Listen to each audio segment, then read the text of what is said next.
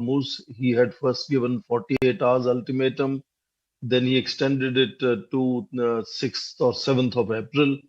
And it was expected that if Iran stands firm to call the bluff, then it is very likely that President Trump will be looking for a face saving. Though attacks continued and attacks may not come to an end even after this ceasefire, because ceasefire violations are normally died despite that ceasefire under various Israeli attacks. Israel's response to the ceasefire is also going to be interesting because Israel is not participating in the ceasefire. So whether Israel will also follow this diktat and not attack for next 2 weeks, or is it going to continue attacking Iran? Because despite all the ultimatums, Iran has never stopped. Israel has never stopped attacking Iran, and they believe that the decimation of Iran is the only way they can feel secure. So Iranian response to the ceasefire also is interesting. They are not really agreeing to the terms of ceasefire as far as America is proposing. They have put their own 10-point proposal, which puts back the most of the demands that Iran has had so far. Though now the language has changed and Trump is saying the same demands are now a workable proposal for negotiations.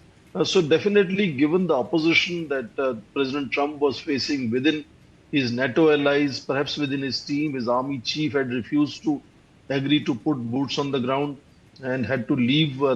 Likewise, Arab allies also have been, at least publicly, very, very reticent in not supporting openly attacks. Though we understand So technically the Strait of Hormuz, the Strait of Hormuz has now been handed over to Iran by none other than US President Donald Trump. Now that is what will emerge as we see this thing unfolding. Russians have also supported that the rights of Strait of Hormuz are with Iran. And Iran has said that whatever it levies on the passage of ships in this straits will be shared between Oman and Iran. Now, finally, we'll see whether what emerges, what is the role of the United Nations in this entire episode subsequently after the ceasefire really takes effect. Because we must bear in mind that decentralized command and control of the Iran military for carrying out retaliation against the West or in the neighborhood or Israel, it may happen that somebody or the other may still be firing missiles on each other in the coming few hours or so. But then finally, I think missiles are already flying in the air from what we are picking up, General Datta. We are getting visuals, in fact, of missiles flying in the air over UAE, over skies of Kuwait. So it seems that Iran hasn't exactly stopped attacking US allies in the region just as yet, despite the talks of the ceasefire. I told you the reason. Just as yet, despite the talks of the ceasefire. I told you the reason. Because, see, what's happened that when a leadership has taken a call, by the state is Oman and north, the state is Oman and north is Iran. So status quo has changed.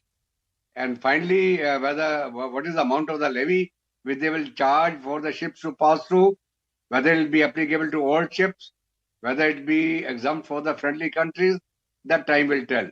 But definitely the status quo has changed. Over to you. Status quo on the Strait of Hormuz has changed, and the status quo on the US president's presidency may also change. We will bring that up, but for those who are joining into this broadcast right now, what we know for now is that the US president has gone ahead and posted on Truth Social that there is a 2-week cessation of hostilities, what he calls a ceasefire. Iran has also said that it will comply with the ceasefire as long as there is no further strikes by the United States. Now, in addition to that, there is, of course, the Strait of Hormuz, the critical question over the Strait of Hormuz, that potentially a free passage of cargo, a free passage which carried about 1/5 of the world's oil freely before February 28th, now happens to be under the control of Iran. And that could be the revised status quo going forward, because that seems to be one of the point proposal that Iran is proposing to the US through mediators, and also coming at a time when Donald Trump is saying that he is willing. Democrats seeking Trump's removal to as many as 70. Representative Melanie Stansbury added that just because a president announces he's agreed to a 2-week ceasefire moments before threatening war crimes does not make him fit to serve. Representative Mike Quigley called on the cabinet to act under the 25th Amendment. And this is exactly what he said, and I quote, "If they can't, Congress must return from recess immediately and begin impeachment proceedings." Representative Gwen Moore warned Congress must rein in President Trump. Now is the time for Republicans to join Democrats in ending what he calls his madness. He's unfit to serve and must be removed through any possible avenue. Washington is now at a fever pitch as fears over Trump's actions mount and lawmakers debate the extraordinary steps needed to check a president they say has crossed the line. Professor Swaran Singh, has the US president crossed that line which indeed calls for his impeachment, and can action under the 25th Amendment really be taken against the US president? There is no doubt. Already the popularity rate technically possible that impeachment could take place. But impeachment is a complex process. So it's much more in terms of a naming and shaming exercise publicly that Democrats often raise this bogey. But there is no doubt whether the Republicans or it is his team, there is a certain discomfort that is perhaps becoming public now, that the way President Trump has handled Iran war has even impacted his MAGA base, Make America Great Again base, which doesn't want American troops to be deployed into faraway conflicts. And that's why President Trump had started by saying that they are not interested in forever conflicts in faraway countries. And therefore, he was confining to only using his economic leverages of sanctions or tariffs or other trade deal arrangements, pushing countries to invest into America.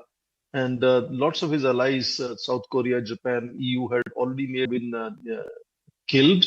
And despite that, Iran has continued to stand straight and defy. Even now, Iran is not in complete agreement of the ceasefire proposal, Right. and has therefore put a counter proposal of 10 points where Iran wants to assert what it wants to be conditions for negotiating with President Trump. Absolutely. So I think there is a dent on President Trump's war-fighting strategy as far as Iran is concerned. He is also the one who had negotiated peace with Taliban during his first term. So let's see how it moves forward. But I am looking forward to a fairly messy ceasefire, because Hezbollah is continuously attacking Israel. Israel is attacking Hezbollah. Houthis had got involved into this conflict as well. So it's not going to be very, smooth sailing in terms of ceasefire. Now, in principle, they have said a fortnight of ceasefire. But I believe lots of violations may continue, and that could also complicate negotiations between United States and Iran. So it's not an easy end that we are looking forward to. Right, of course, it's not going to be an easy ceasefire is the word coming in. And also this comes at a time when apparently in that 10-point peace proposal, there is also one point which specifically refers to the fact that even attacks on Lebanon's amendment has never yet been invoked. Now, in this particular section, and that is what what Trump's detractors are also saying, point out that his latest ultimatum, which Iran has rejected as an incitement to war crimes and which comes amid reported negotiations towards a ceasefire, is evidence of Trump's what they call insanity. General Datta, the inciting of war crimes, really talking about mass casualties of civilizations getting destroyed that they will never be able to recover for 100 years. In the past 40 days, they have attacked civilian targets. They have attacked schools. They killed school children, girls. They have attacked hospitals. They have attacked universities. They have attacked their other civilian infrastructure. So all that comes under the war crime. You've been bombing civil areas. If you said the people of Iran are friendly to Americans or to the Israelis, but you were damaging the people of Iran.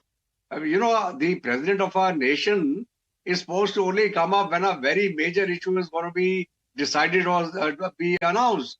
It is otherwise maybe the defense minister, the people who are actually